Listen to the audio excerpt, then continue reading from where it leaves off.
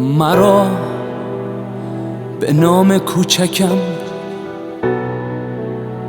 صدا بزن، صدا بزن که از تو تازه تر شوم، که بشکفم میان واژه های تو. مرا به نام کوچکم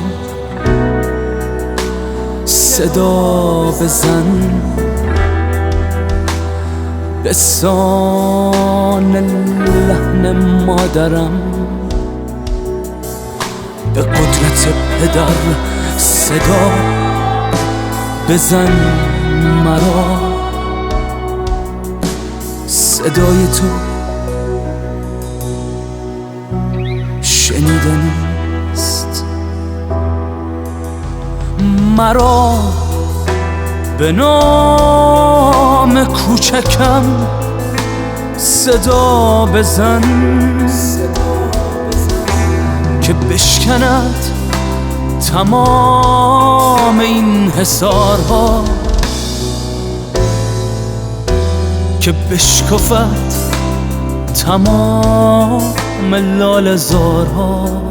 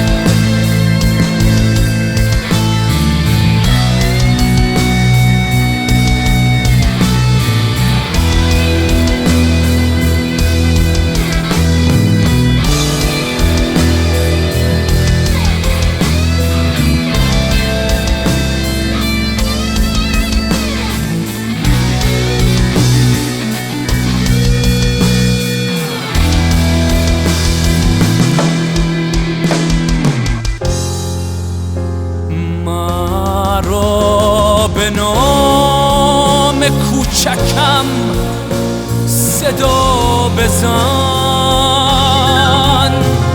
مرا به ناکجا ببر، به روزهای کودکی، ترانه های شب زده، عشقهای سر زده.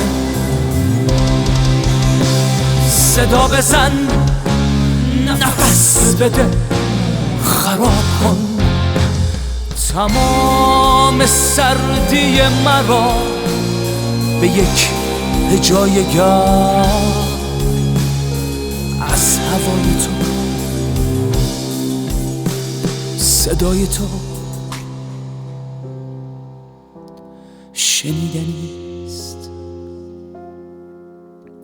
صدای تو